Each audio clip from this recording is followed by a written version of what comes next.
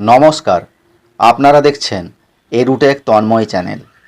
West Bengal council of higher secondary education থেকে এই নোটিফিকেশানটি জারি করা হয়েছে। তারিখ হচ্ছে 2/5/2024।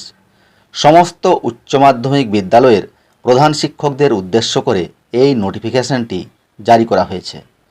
বিষয়টি হচ্ছে 2024-25 শিক্ষাবর্ষে একাদশ শ্রেণীতে অ্যাক্সেস অ্যাডমিশন বা অতিরিক্ত ভর্তি বিষয়ে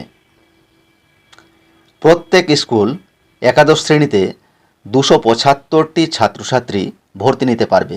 এটাই হচ্ছে চলতি নিয়ম।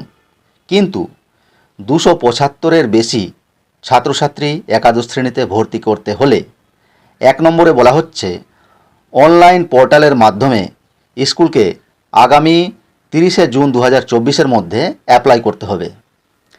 2 নম্বরে বলা হচ্ছে এই অ্যাপ্লিকেশানের সাথে ডিআইয়ের রেকমেন্ডেশন বা সুপারিশ অবশ্যই দিতে হবে।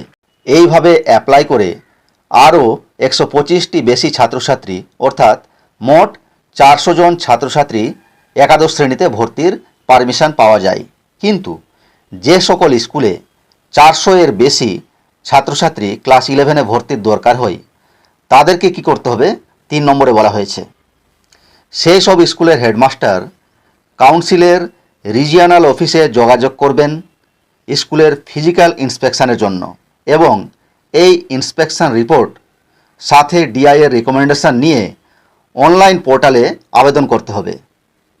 এই ছিল 2024-25 শিক্ষাবর্ষে একাদশ শ্রেণীতে অতিরিক্ত ভর্তি নিয়ে একটি গুরুত্বপূর্ণ নোটিফিকেশান যা আপনাদের সাথে শেয়ার করলাম।